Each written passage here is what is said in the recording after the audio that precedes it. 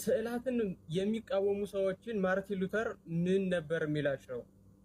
ዘ ቴብል ቶክ የሚባል የማርቲን ሉተር ትምህርት እንዳለ ታውቃላችሁ ብዙዎቻችሁ። ነምበር 3709 ላይ ማርቲን ሉተር ስዕልን የሚቃወሙ ሰዎችን እባቦችና ጊንጦች ነው የሚላቸው። ሌትስ ሲ the image of the church and of Christ ታያችኋል። the image of the church and of Christ is a sheep አለ። የክርስቶስና የቤተ ክርስቲያን ስዕል ምንድነው አለ?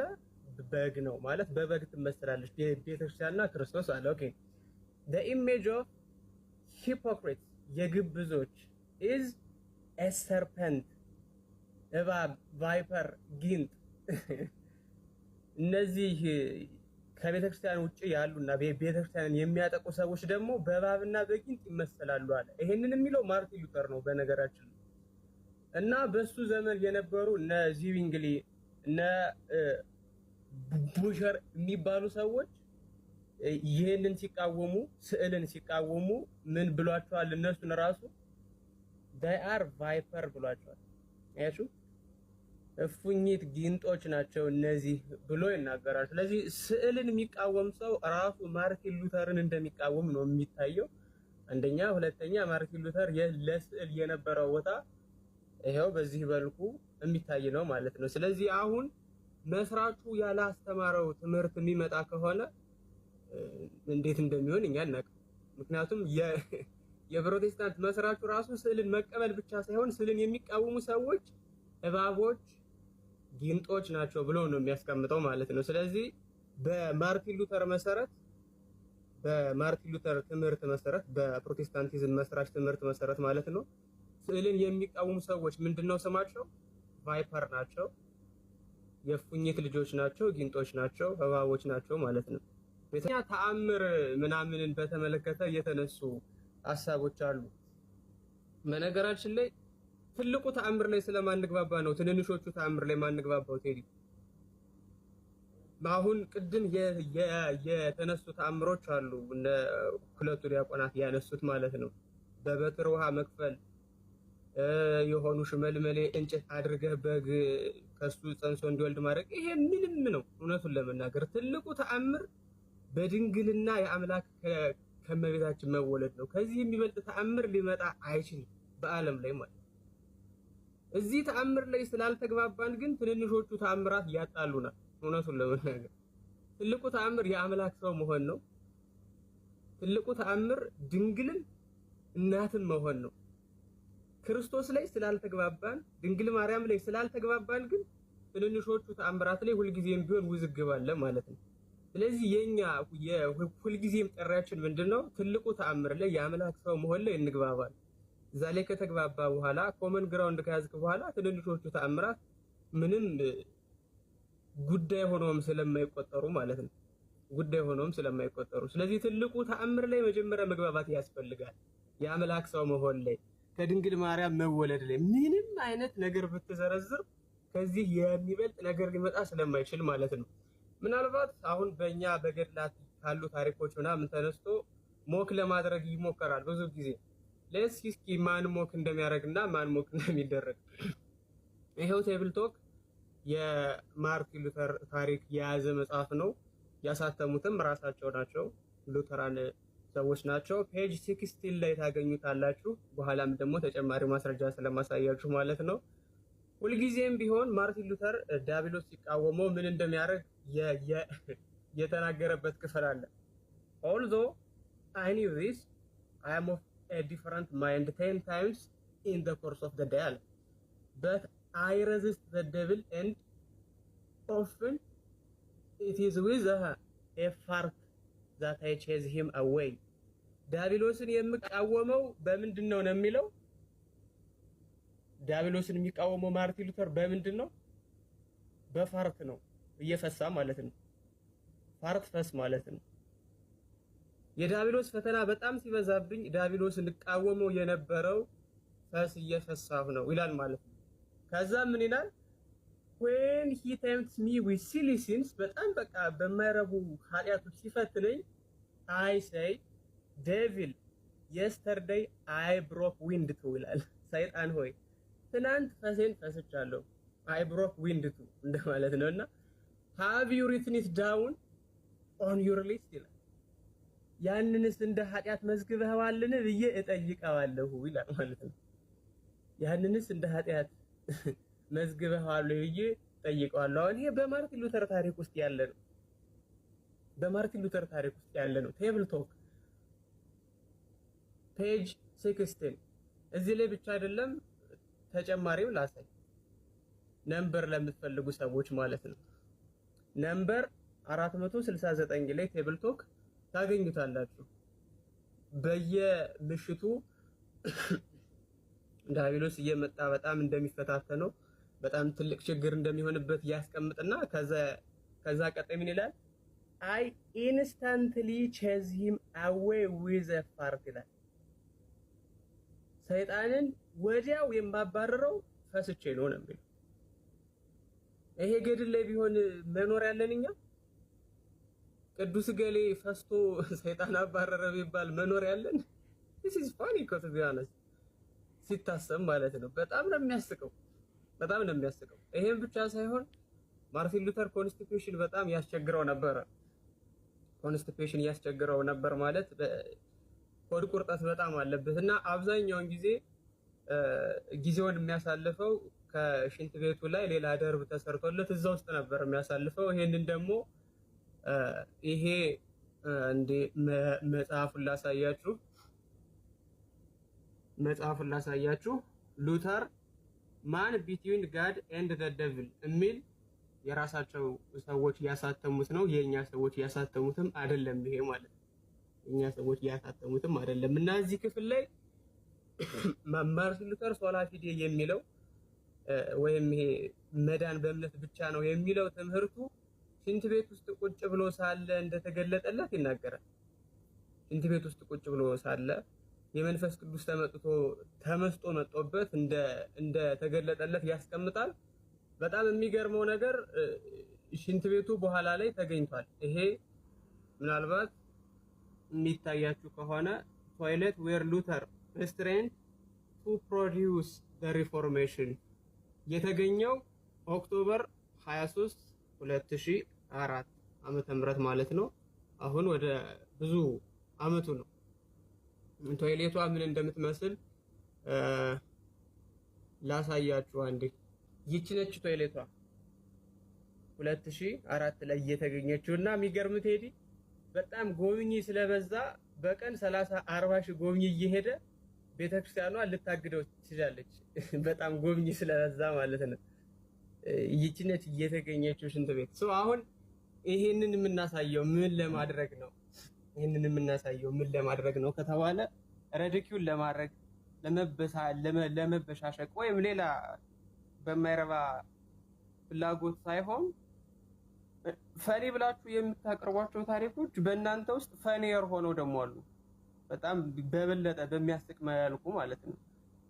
በእኛ በቅዱሳን ገድላት ውስጥ ቢያንስ ሰይጣን የሚባረረው የኢየሱስ ስም ተጠርቶ ነው፣ የክርስቶስ ስም ተጠርቶ ነው፣ በመስቀል ምልክት አማትበን ነው። ፈስቶ ሰይጣንን አባረረ የሚል አንድም ገድል ልታገኝልኝ አትችልም። አንተ ግን በዋናው መስራች ፊት ይሄው ቁጭ ብሎልሃል ማለት ነው። ይሄው ቁጭ ብሎልሃል። ለዛውም ታማኝ ከሆኑ ምንጮች ራሳችሁ ካሳተማችኋቸው ምንጮች ማለት ነው። ስለዚህ ይሄ ተአምርን ምንም በተመለከተ አንደኛ ትልቁ ተአምር ላይ የክርስቶስ ስጋዌ ላይ ነው መሰረት ማድረግ ያለብን። ከዛ የሚበልጥ ተአምር ስለሌለ ማለት ነው። በውሃ ላይ መራመድ ምንም ነው። በጨርቅ ውሃ መክፈል ምንም ነው። በዘንግ ውሃ መክፈል ምንም ነው። በድንግልና መውለድ ግን ከዚህ በላይ ተአምር የለም።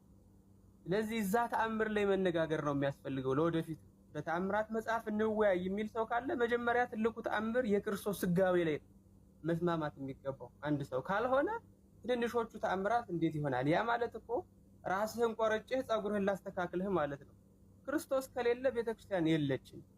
ጸጉርህ ቢያምር ባያምር ከአንገትህ ከተለየ ራስህ ምን ዋጋ አለው? ምንም። ክርስቶስ በሌለበት ተአምር መወያየት ምን ይሰራል? ምንም አይሰራም። ስለዚህ ክርስቶስ ላይ መወያየት፣ የሱ ስጋዌ ላይ አንድ መሆን፣ ከዛ ትንንሽ ተአምራት ላይ መነጋገር ይቻላል። ሌላኛው ይሄ ተአምራት መዝገቦችን በተመለከተ ይሄንኛው የምትመለከቱት ሚራክል ኦፍ አወር ሌዲ ሴንት ሜሪ ነው የሚለው የእመቤታችን የቅድስት ድንግል ማርያም ተአምር ነው። ብሮት አውት ኦፍ ዳይቨርስ ታንግስ ኤንድ ኒውሊ ሴት ፎርት ኢን ኢንግሊሽ ባይ ኤቨሊን አንደርሂል። ኤቨሊን አንደርሂል ማለት ፕሮቴስታንት ነች። ከተለያዩ ቋንቋዎች በአውሮፓ ውስጥ ካሉ ማለት ነው ከተለያዩ ቋንቋዎች ሰብስባ ነው ወደ እንግሊዝኛ ተርጉማ ያስቀመጠችው ማለት ነው። እና እዚህ ቦታ ላይ እኛ በቅዳሴ ማርያም ትርጓሜ የምናውቃቸውን ተአምራት በሙሉ ተዘግበዋል። ስዕላቱ ሲያወሩ፣ በስዕላቱ ፊት አበባ ሲቀመጥ ኤቭሪቲንግ ኢቭን በፕሮቴስታንቱ ውስጥ ይገኛሉ እነዚህ ታሪኮች ማለት ነው። እነዚህ ታሪኮች ሌላኛው እንደው በጣም የሚገርመው መጽሐፈ ተአምር ዘፕሮቴስታንት እንዳለ ታውቃላችሁ? መጽሐፈ ተአምር ዘፕሮቴስታንት ማለት ይሄ ምንድነው የሚለው? ፕሮቴስታንት ሚራክልስ ነው የሚለው። ፕሮቴስታንት ሚራክልስ ነው የሚለው። ሳም አካውንት ኦፍ ማርቨለስ ኪውርስ ኦፍ ኢልነስ፣ በጣም ከባባድ የሆኑ በሽታዎች መዳን፣ ረስኪው ፍሮም ዴንጀር፣ ከድንገተኛ ነገር መዳን፣ ደዝ ከሞት መዳን፣ ፖቨርቲ ከድህነት መዳን፣ ኤንድ ሰፍሪንግ ትሩ ፌዝ ኤንድ ፕራየር ኢዝ ሬሰንት ሴንቸሪስ፣ በጣም በቅርብ ጊዜ የተደረጉ በፕሮቴስታንት ቸርቾች ውስጥ ያሉ መዳኖች ተዘግበው ያሉበት ነው። ይሄ ተዘግበው ያሉበት ነው። የታተመው የት ነው? ካሊፎርኒያ። መቼ? 1899 የሚታያችሁ ከሆነ 1899። ተአምር የኛ ብቻ ነው ያለው ማን ነው? ይሄ ታዲያ የማን ነው? እኔ ቅድም እንዳልኩ ነው አቋማችን። አሁን ይሄ እነዚህ ትንንሽ ጉዳዮች የምናነሳው ትንንሽ ተአምራቱን የምናነሳው ትልቁ ተአምር ላይ መግባባት ስላልቻልን ነው ብያለሁ። የጌታ ስጋዌ ላይ መግባባት ስላልቻልን ነው እንጂ አሁን ይሄ ከስዕል ቃል ወጣ በስዕል ታጠነ ምናምን ይሄ በጣም ተራ ጉዳይ ነው። እውነቱን ለመናገር በጣም ተራ ጉዳይ ነው። ይሄንን መነጋገር ለአንድ ክርስቲያን በቃ ምንም ነው። አሁን እኛና እነሱ ፖይንቱ ምንድነው? ሲጀምር አሁን በስዕል ጉዳይ መወያየት፣ በሌላው በገድል ጉዳይ መወያየት ፖይንቱ ምንድነው? ገድሉን ሊቀበሉት ነው እና ቢቀበሉት ዳኑ ማለት ነው? እንደዛ አይደለም። ከድህነት ውጪ ነው ያሉት። ወደ ድህነት እንዲመጡ ነው እኛ የምንፈልገው እንጂ በገድል እንዲያምኑ እኮ አይደለም። በገድል ቢያምንም ባያምንም በክርስቶስ ስላላመነ አይድንም ነው ዞሮ ዞሮ። የገድልን ጉዳይ የነ ማርቲን ሉተርን ጉዳይ ያነሳ ነው። ለምንድን ነው አንተ ወደ ሰው ጣትን ስትጠቁም ሶስቱ ጣት ወደ ራስ ነው የሚጠቁመው? አንድ ጣት ወደ እኔ ስትጠቁም ጠብቀኝ ብላ አንድ ጣት ወደ እኔ ስታመጣ ሶስቱም ወደ ራስህ ነው የሚመለሰውና አሁን ወተት ወጣ ወይም ሽንኩርት በልታ ገፍታ ጣለቻት ብለህ ያዋሸህበት ገድል አንተ መጽሐፍ ላይ ግን እንደውም አንድ ነገር ማሳይ ጥሩ ነው። ምናልባት እንትን ልበል አንድ 2 ደቂቃ ብቻ ነው እንትን ይሄ ክሎአካ የሚለውን የላቲን ቃል ብዙ ጊዜ ሌላ ነገር ነው ብለው ሊተረጉሙት ስለሚፈልጉ አንዳንድ ሰዎች the cloaca is not just a privy ይላል። ይሄ ፕራይቪ ማለት አሁን ባዝሩ ምናምን እንደምንለው ማለት ነው። ሽንት ቤትን አዋዝቶ መጥራት ነው። it is the most degrading place for man and the devil's favorite habitat ይላል። ሽንት ቤት ሰውን በጣም ለሰው የወረደ ቦታ፣ ዲያብሎስ ግን የሚመቸው ቦታ ነው ይላል። ይሄ ክሎአካ ወይም ፕራይቬ የሚባለው ሰይጣን በጣም የሚወደው ቦታ ነው። ሰይጣን የሚወደው ቦታ ነው ካለ በኋላ ግን ምን ይላል? ክርስቶስ Christ in the privy helping one to resist the devil is certainly anything but gentle ይላል። አያችሁ? ክርስቶስ ደግሞ ወደዛ ቦታ እየሄደ አሁን ሽንት ቤት ወዳለው ማለት ነው ወደዛ ቦታ እየሄደ ሰዎችን ያግዛል፣ ሰዎችን ይረዳል። ምክንያቱም ሰይጣን የሚበዛበት ቦታ ሽንት ቤት ስለሆነ ምናምን አይነት ትምህርት አሁን የትኛው መጽሐፍ ቅዱስ የሚያስተምረው ነው? ምን አይነት መጽሐፍ ቅዱስ ነው? ሽንት ቤት የተረገመ ቦታ ነው? ክርስቶስ እዛ እንትን ይላል፣ ሰይጣን የሚበዛው እዛ ሽንት ቤት ምናምን የሚል ወንጌል አለ ወይ? ወንጌል ይሰበክ ምናምን የምትሉ ሰዎች እንዲህ አይነት ወንጌል አለ ወይ? እንዲህ አይነት ወንጌል አለ ወይ? የለም። እኔ እንደዚህ አይነት ወንጌል እኔ ሰምቼም አላቅም። ወይ ሌላ አዲስ ወንጌል ካለ አዲስ ወንጌል ካልሰማን በስተቀር ሐዋርያት የሰጡን ክርስቶስ የሰጠን ወንጌል ሽንት ቤት እንደዚህ ነው ፈስ ሰይጣን ያባርራል የሚል ወንጌል ሰምተንም አናቅም። እንዲህ አይነት ወንጌል የለንም እኛ። ስለዛ ሶስት ጣቱ ወደ አንተ ይመለስብሃል እያልኩ እንዲህ አይነት ታሪኮችም እዛ ውስጥ ስላለ ነው። እዛ ሚራክል ውስጥ ደግሞ ብንገባ በጣም ለጆሮ የሚቀፍ ሁሉ ታሪክ ሊመጣ ይችላል። በጣም ለጆሮ የሚቀፍ ማለት ነው። እሱን ግን እኛ እንተዋዋለን፣ ያው ወደ ብሽሽቅ ሊሄድ ስለሚችል ማለት ነው። አቆመዋለሁ እዚሁ ላይ እንጂ ምናልባት ካስፈለገ ማውጣት ይቻላል። እሱ ማርቲን ሉተር ራሱ ምን እያደረገ ይሄድ እንደነበር ማለት ነው። ምናልባት ማርቲን ሉተር ማለት እግዚአብሔር ደደብ ነው ብሎ ሁሉ ተሳድቧል። በነገራችን ላይ እዚህ ቴብል ቶክ ላይ እና ሌሎች በጣም ብዙ ሶርሶች ላይ ተጽፏል።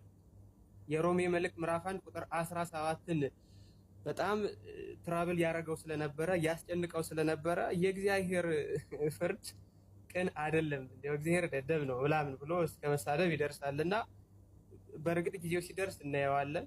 አሁን ቴዲም ስለደከመ አሁን መጽሐፍ እያወጣሁ ማድከም አልፈልግም።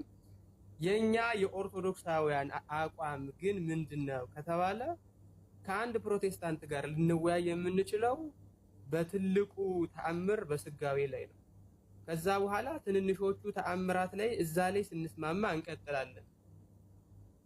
አንገታችን እያለ ስለ ጸጉራችን እንጨነቃለን ማለት ነው። አንገት ሲኖርህ ነው አንተ መላጣ ነህ፣ አንተ ጸጉርህ ከከርዳዳ ነው፣ አንተ ጸጉር ላዛ ነው ምናምን የምትባለው። ክርስቶስ የሌለባት ቤተክርስቲያን ውስጥ ሄጄ ስለ ትንንሽ ተአምር አላወራም፣ ጊዜንም አላቃጥልም። ስለ ገድላት ድርሳናትም አልወያይም። ስለዛ ስለ ክርስቶስ ስለ ትልቁ ተአምር እንነጋገራለን። አምላክ ሰው ስለሆነበት ምስጢር እንስማማለን። አምላክ ሰው የሆነበትን ምስጢር ከተስማማን በኋላ ደግሞ አምላክ ሰው በሆነባት ቤተክርስቲያን ውስጥ ምን አይነት ተአምር ተደረገ፣ እሱን ቀጣይ መነጋገር ይቻላል ማለት ነው። የኛ አቋም ይሄ ነው። እንቴዲ በደንብ እንድታውቀው ለማለት ነው። እግዚአብሔር ይስጥልኝ። እንደ ሁል ጊዜው ደቂቃ ከተፈቀደልኝ እዚህ ከሆነ ኦኬ፣ ሁለት ደቂቃ ላይ የምትጨርሱ ከሆነ እኔም የጻፍኳቸው ነገሮች ስላሉ ለአድማጭ ጨርሳለሁ። እሺ ቀሲስ ጨርሳለሁ። እሺ፣ በመጀመሪያ እግዚአብሔር ይስጥልን፣ በእውነት በጣም እናመሰግናለን። እሺ ስላልክ ስለ ቅንነትህ የኛም ድምጽ እንዲሰማ ስላደረግ በጣም እግዚአብሔር ይስጥልን። ወንድማችን ፍቅረ ኢየሱስም እግዚአብሔር ያክብርልን ይሄን ስላመቻቸህ። ሌሎች ወንድሞቻችን ዲያቆናት፣ መምህራን ወንጌል እዚህ ያስተማራችሁት በእውነት ቃለ ሕይወት ያሰማልን፣ በእድሜ በጤና ይጠብቃችሁ። ሁላችሁንም ታችም ቁጭ ብላችሁ የተከታተላችሁ ቃሉ ለሕይወት ያርግላችሁ። እኔ ሁለት ነገር ብቻ ነው የምናገረው። የመጀመሪያ ምናልባት ያልተነሳች የቅዱስ ጳውሎስ መልእክት ወደ ገላትያ ሰዎች ምዕራፍ 3 ቁጥር 1 ላይ የማታስተውሉ የገላትያ ሰዎች ሆይ ኢየሱስ ክርስቶስ በፊት ለፊታችሁ እንደተሰቀለ ሆኖ ተስሎ ሳለ እንዳታስተውሉ ማን አዚም አደረገባችሁ ይላል። ቅዱስ ጳውሎስ ነው ያለው።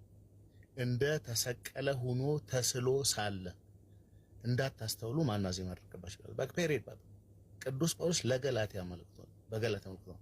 ስለዚህ በአይናችሁ ፊት ነው ያለው። የገላትያ ሰዎች ክርስቶስ ከተሰቀለ በኋላ ካረገ በኋላ ነው የተሰበኩት፣ ግን ተስሎላቸው ነበር። ስዕል የሚለው ነገር በነገራችን ላይ አሁን እኔ እንዲህ ሳወራ ድምጽን ሰምተህ ወንድማችን ቴዲ ትገምተኛለህ አይደል? የሆነ ቄስ ትስላለህ። ምናልባት እኮ ቪዲዮ ባበራ ፈጽሞ ያልጠበቅከው ሰው ሊሆን ይችላል። ስዕልን ማቆም አትችልም ባይዘው። ስለዚህ ጭንቅላትህ ውስጥ የተሳለውን ስትረዳ ነው በወረቀት ክሱት የምታደርገው። በነገራችን ላይ ጽሁፍ ራሱ እኮ ስዕል ነው። አሁን አንተ ቴዲ የሚለው የመጀመሪያ ቲ ድምጽና ይሄ ቲ ፊደል ምን ያገናኘዋል? ውክልና ነው፣ ሲምቦሊዝም ነው። ይሄን አሁን መጽሐፍ ቅዱስ ራሱ ጣዖት በጣዖት ነው ልትለው ነው። መጽሐፍ ቅዱስ የሚለው ራሱ እኮ ስዕል ነው፣ ስለህ ነው። መን ስለህ ነው፣ ጽን ስለሃት ነው። እሱም ጣዖት ነው ልትል ነው ማለት ነው። ስለዚህ ትንሽ ከፍ ቢል እሳቤው አንድ እሱ ነው። ሌላው የጠየቅከው ጥያቄ ላይ ነው ሁለት ነገር ማነሳው። በገድላት ትወያያላችሁ። ብዙ ጊዜ እኛ ገድላት በሃይማኖት ክርክር ጊዜ አንከራከርባቸው የሚል ሐሳብ የሚያነሱ መምህራን ለምን ሲባል ጎድለው አንሰው የሚያሳፍር ነገር ኖሮባቸው አይደለም። ወደ ገድል የምትመጣው በመጀመሪያ ደረጃ በአዕማደ ምስጢር ካመንክ በኋላ። ምክንያቱም ገድላትን ያመኑ ሰዎች የቤተ ክርስቲያን አባል የሆኑ ሰዎች የሰሯቸው ተአምራት ናቸው። ለኛ ከኢትዮጵያ ኦርቶዶክስ ተዋሕዶ ቤተ ክርስቲያን እምነት ውጭ ያለ ሰው ለኛ ገና አላመነም ነው። በመሰረታዊ በምስጢረ ሥላሴ ላይ አመንኩ እንኳን ቢል እንደ ኦርቶዶክስ ተዋሕዶ ቤተ ክርስቲያን እምነት ካላመነ ቀጥ ያለ እምነት ገና አላበጀም እያለ ነው። ምስጢረ ሥጋዌ ላይ ገና ነው ማለት ነው። ምስጢረ ቁርባን፣ ምስጢረ ጥምቀት ላይ አሁን ቅድም ታላቁም እንዳለው ገድላት ላይ አሁን እንነጋገር ተባለ። ማክሲመም አቺቭ የምናደርገው ልንገር። አሁን ከአንድ ፕሮቴስታንት ጋር ብንነጋገር ማክሲመም ብረታውና ባሳምነው እንኳን ባስረዳው አትላስት ምን እንደሚለኝ ታውቃለህ? አፍተር ኦል እኮ ነው ገድልን አልቀበለም መጽሐፍ ቅዱስ ብቻ ነው የሚለው። ኦንሊ ባይብል የሚል ሰው እንደውም ማስተዋወቅ ያለበት እኮ እምነቱን ነው። እውነት ይሄ ሰውዬ ሪሊ ስለ መጽሐፍ ቅዱስ የሚገደው ከሆነ ለምን ጊዜውን ገድላት ላይ ይፈጃል? መጽሐፍ ቅዱስ በቂ ነው። ሶላ ስክሪፕቸራ ያለ ሰውዬ ለምንድን ነው ስለ ገድላት ረጅም ጊዜውን የሚያሳልፈው ነው? ብንነጋገርና ብንስማማ ሲመጣል ወይ? አንድ ይሄን እንድትይዝ ለዚህ ነው ገና መጽሐፍ ቅዱስ ላይ ያልተስማማን ሰዎች እንኳን ገድላት ላይ 81 ላይ ራሱ አልተስማማንም። አሁን እኛ መነጋገር ካለብን በ66 ነው። ዛት 66 ላይ ኮመን ግራውንዳችን ነው፣ የጋራችን ነው። ይነስም ይብዛም እንቀበለዋለን። ቨርዥን ቢለይ እሱ ላይ እንነጋገር ነው። አንድ ይሄ ነው። ሁለተኛ ነገር ደግሞ ምን ይሉሃል መሰለህ? አንዳንድ ጊዜ ከአባቶች ጥቀሱ ይሉሃል። ለምሳሌ ስለ ስዕላት early church father ሳይጠቀሙም ነበር ከጊዜ በኋላ የመጣ ነው ይሉሃል። እሺ ከአባቶች ስንጠቅስ ያንን አባት ይቀበሉታል? ስለ ስዕል ብቻ የተናገረውን አይደለም። እሺ ስለ ምስጢረ ቁርባን የተናገረውን ይቀበሉታል? ስለ ጥምቀት የተናገረውን ይቀበሉታል? የሆነን ሰውዬ ለአንተ ክሌም ብቻ አንድ ነጠላ ሐሳቡን መዞ ማቅረብ ነውር አይደለም? ከተቀበልከው ቅዱስ ዮሐንስ አፈወርቅን ንገረኝ። በሌላም ጉዳዮች ላይ እንነጋገርበት። በጥምቀትም በዋንኛው ጉዳይ በሜሮንም በቁርባንም በሌላውም ጉዳይ እንነጋገር። በስላሴም እንነጋገር። በክርስቶስ ባህሪም እንነጋገር። በማዳኑ ስራ እንነጋገር። እዚህ ላይ ነው መጽሐፍ ቅዱስ ብቻ ትላለህ። ኦኬ ለማጥቃት ስትፈልግ ግን አይ የታለ የአባቶች ከዚህ እኮ አላረጉም ትላለህና የማትቀበለውን አባት እንዴት አድርገህ ነው ለመከራከር የምትጠቀመው? አሁን እኛ በገድልም በምንም አንነጋገርም ስንል የምናፍርባቸው ሆነን አይደለም እኮ። ስርዓት አምልኳችን ውስጥ አሉ። ቤተክርስቲያን ብትገባ በጸሎት ስርዓታችን አሉ፣ በቅዳሴ ስርዓታችን አሉ። ነገር ግን ምን አናደርጋቸውም? እነዚህን ጉዳዮች አንስተን ማለት ነው ከኢአማኒ ጋር ከማያምንባቸው ሰው ጋር ጨርሶ በእነዚህ አይደለም በመጽሐፍ ቅዱስ እሳቤ ራሱ አንድ ካልሆንኩ ሰው ጋር እንዴት አድርገው ያወራሉ? መጽሐፍ ቅዱስ ላይ ያልተግባባውኝ እንዴ? ስለዚህ ይሄን ለማለት ነው። ከዚህ አንጻር ነው እንጂ አፍረንባቸው አይደለም። ለምን ነገረ ድህነት ላይ አይቀጥልም ንግግሩ ነው። ይሄን ለማለት ነው። እግዚአብሔር ይስጥልን ጊዜ